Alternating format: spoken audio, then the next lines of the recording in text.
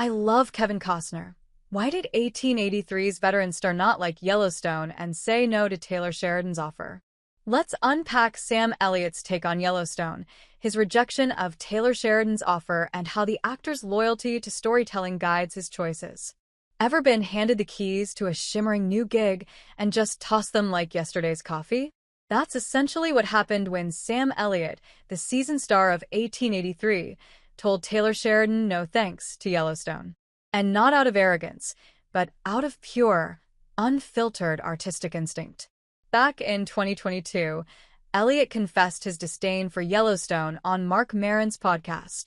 You'd think the prequel to this very show, 1883, would make him warm to the idea of its modern-day counterpart.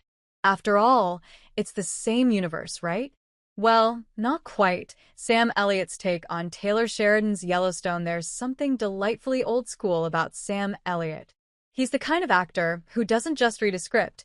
He sizes it up, gives it a slow nod or a quicker grimace, and makes decisions with the same flinty resolve he brought to Shea Brennan in 1883.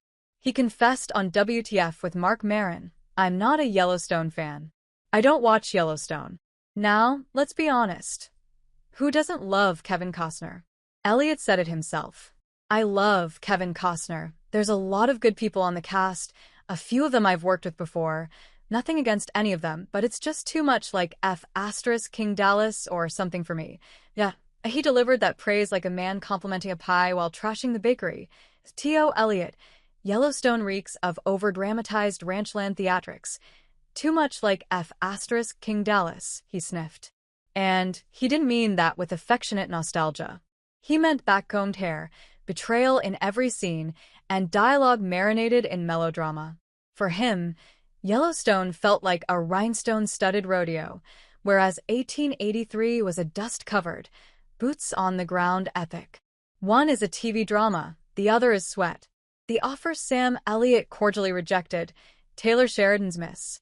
Now here's a juicy tidbit worth 2 shots of bourbon. Taylor Sheridan, the mind behind the Yellowstone empire, actually offered Sam Elliott a role in the original series.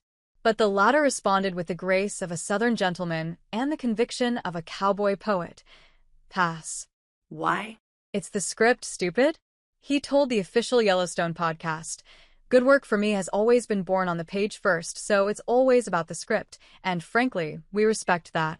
There's no ego here. And here's where Elliott really throws down the gauntlet. In an interview with Taste of Country, he let it rip. Yellowstone is all over. 1883, we're tainted by Yellowstone, which on some level I can't stand. Tainted. Now, there's a word that stings. Elliott believes 1883 deserves to stand on its own, without being treated like Yellowstone's dusty prequel cousin. And he's got a point, and frankly, we respect that. There's no ego here.